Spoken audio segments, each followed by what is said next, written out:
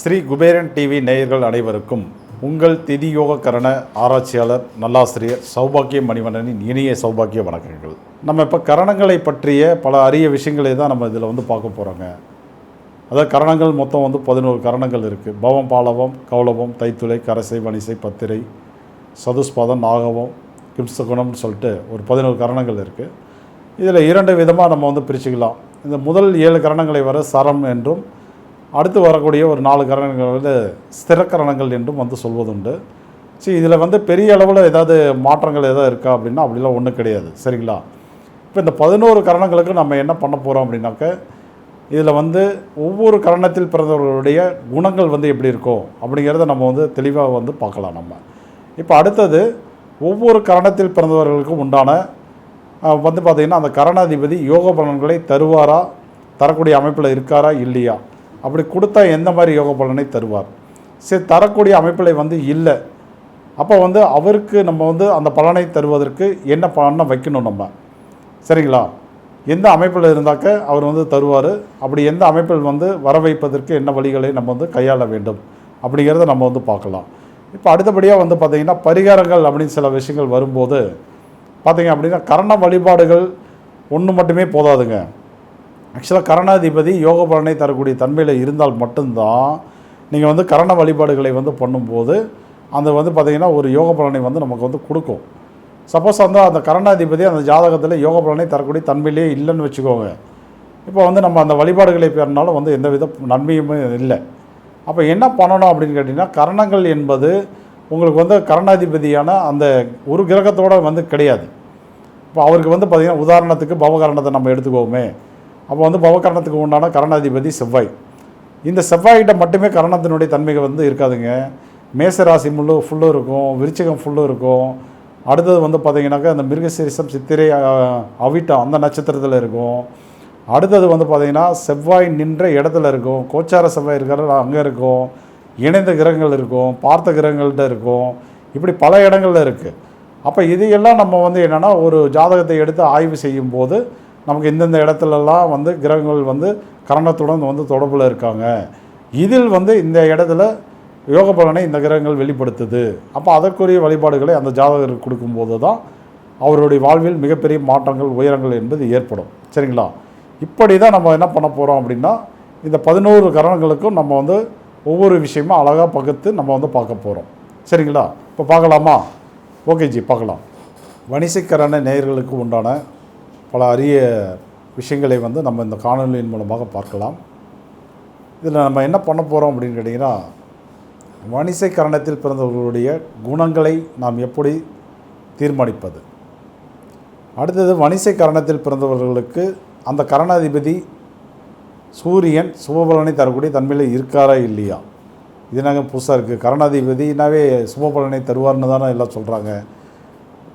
அப்படிலாம் இல்லை. எப்படி இருந்தால் அவர் யோக பலனை தருவார், எப்படி இருந்தால் இல்லை அப்படிங்கிறத நம்ம பார்க்கலாம். இப்போ அடுத்தது பரிகாரங்கள் அப்படின்னு வரும்போது எல்லோரும் இப்போ வணிசைக்கரணத்திற்கு என்ன பண்ணுறீங்க அப்படின்னா, இப்போ திருமலைப்பாடியில் இருக்கக்கூடிய சிவனையும் அந்த நந்தி பகவானையும், அதே போல் காளை மாட்டுக்கு நீங்கள் உணவு கொடுப்பது, தொட்டு கும்பிடுவது, இதை செய்தால் போதும், நம்ம கரணதோஷங்கள்லாம் நிவர்த்தி அடைந்துடும், கரண வழி யோக பலன்களையும் நம்ம நிறைவாக அனுபவிக்கலாம் அப்படின்னு நீங்கள் நினச்சிட்ருக்கீங்க. அப்படிலாம் இல்லைங்க. இன்னும் நிறைய விஷயங்கள் இருக்குது இதில். இப்போ நம்ம பேசுனது எல்லாமே பார்த்திங்கன்னா ஒரு பேசிக்கான அடிப்படையான ஒரு விஷயங்கள். அப்போ நம்ம டெப்த்தாக நம்ம போயிட்டு பார்க்கும்போது நம்ம கிட்டத்தட்ட பார்த்திங்கன்னா ஒரு 22 வருடங்கள் ஆகுது எனக்கு ஜோதிட துறையில். சரிங்களா? அது பர்டிகுலராக திதி யோக கரண பாடத்திட்டத்திற்குள் நான் உள்ளார வந்தது 2015 ஆரம்பத்தில். அப்போ கிட்டத்தட்ட பார்த்திங்கனாக்கா இன்றைக்கி பார்த்திங்கன்னா ஒரு 7 வருடங்கள் முடிந்து நமக்கு அந்த அனுபவங்கள் இருக்குது. இப்போ அதுலேயும் குறிப்பாக பார்த்திங்கன்னா எனது குருநாதர் கிருஷ்ணன் நாயர், திருவனந்தபுரம், கேரளா. குருநாதர் மட்டும் இல்லை, எனக்கு நெருங்கிய உறவினர் அவர். அப்போ அவர் மூலமாக பல அரிய பொக்கிஷங்கள்லாம் கிடைச்சிது. சரிங்களா? அப்போ அதை தான் நம்ம இந்த காணொலியில் நம்ம பார்க்க போகிறோம். நம்ம இப்போ இது பார்த்திங்கன்னா வணிசைக்கரணத்துக்கு உண்டான ஒரு பதிவு. வணிச காரணத்தில் பிறந்தவர்களுக்கு உண்டான குணநலன்களை எப்படி தீர்மானிப்பது? இப்போ இதுவரை வந்து பார்த்திங்கன்னா என்ன சொல்லுவாங்க அப்படின்னு கேட்டிங்கன்னா, இப்போ வணிச காரணத்துக்கு உண்டான கிரகம் வந்து சூரியன். அப்போ ஜாதகர் வந்து எப்பொழுதுமே வந்து பேர் புகழை வந்து விரும்பக்கூடிய ஒரு நபராக இருப்பார். ஏன்னா சூரியன் வந்து பேர் புகழுக்கு உண்டான ஒரு கிரகம். அடுத்தது தந்தை வழி உறவுகளை வந்து ரொம்ப மதிப்பார். ஏன் அப்படின்னா தந்தை வழி உறவுகளுக்கு உண்டான கிரகம் வந்து ஒரு சூரியன். அரசியலை விரும்புவார். அரசியலுக்கு உண்டான கிரகம் வந்து சூரியன். அரசு வேலையை விரும்புவார். இப்படி வந்து பலனை வந்து நம்ம வந்து சொல்லலாம். அடுத்தது அதற்கு உண்டான வணிச கரணத்துக்கு உண்டான விலங்கு வந்து காளை மாடு என்பதால் அதனுடைய குணநலன்களை வந்து எடுத்துக்குவோம். நம்ம காளை மாடு என்பது எதற்கு பயன்படும்? ஏர் உழுவதற்கு வந்து பயன்படும். அடுத்தது வந்து பார்த்திங்கனாக்கா அது வந்து பொதி இழுப்பதற்கு, ஒரு மாட்டு வண்டி இந்த மாதிரி விஷயங்களுக்கு அது வந்து பயன்படும். சரிங்களா? இப்படி வந்து பார்த்திங்கன்னா இதை வைத்து கேரக்டரை வந்து நிர்ணயம் பண்ணுறது, இதெல்லாம் வந்து பார்த்திங்கன்னா அடிப்படையான குணநலன்களை வந்து தீர்மானிக்கக்கூடிய விஷயங்கள். ஒரு கரண அதிபதி சூரியன் வந்து பார்த்திங்கன்னா ஒரு இரட்டை குழந்தை வந்து பிறக்குது. 5 நிமிட இடைவெளி தான். சரிங்களா? 2 பேருமே வந்து பார்த்திங்கன்னா வணிச கரணத்தில் தான் பிறந்திருக்காங்க. இப்போ அப்படியே வளர்கிறாங்க. பார்த்திங்கன்னா இந்த பக்கம் இவருடைய கேரக்டர் ஒரு மாதிரி இருக்குது, அவருடைய ஒரு கேரக்டர் ஒரு மாதிரி இருக்குது.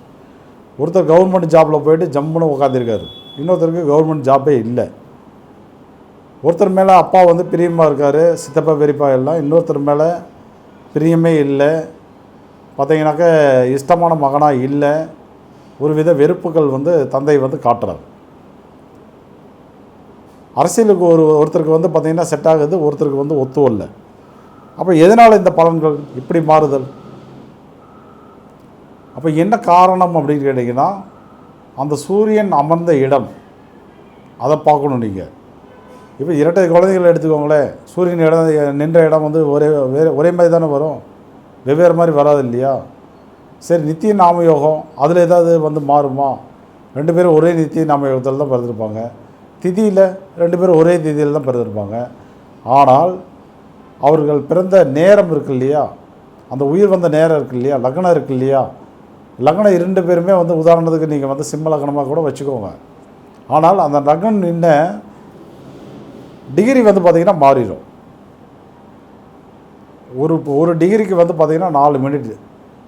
அப்போ கிட்டத்தட்ட ஒரு 5 நிமிடம் அப்படியே வந்து தாண்டி இன்னொரு குழந்தை பிறகுதுன்னா 5 20 டிகிரிகள் வந்து பார்த்திங்கன்னா அந்த லக்ன நின்ற டிகிரி வந்து நகர்ந்துடும்.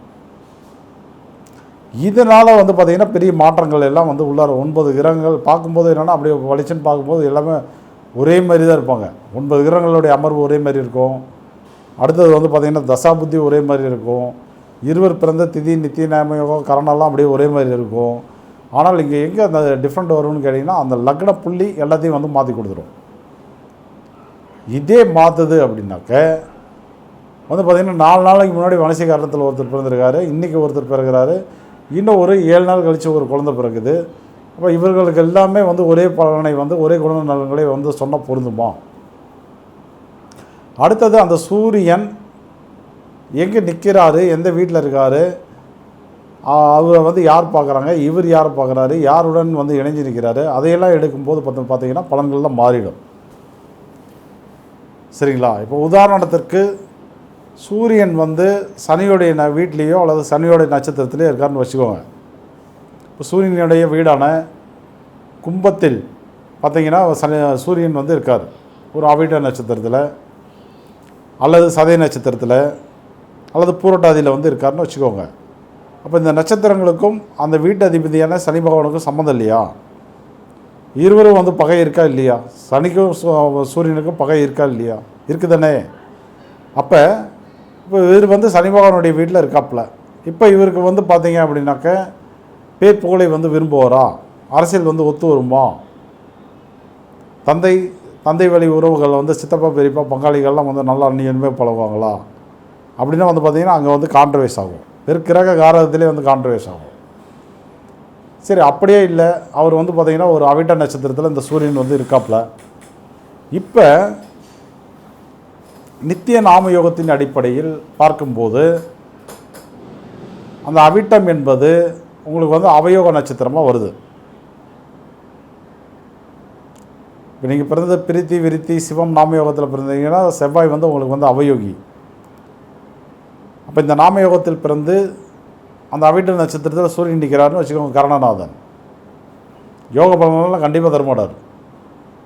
அப்போ நீங்கள் இப்போ இந்த மனுஷ காரணத்துக்கு உண்டான வழிபாடுகளை செய்தாலும் உங்களுக்கு யோகம் கிடைக்காது.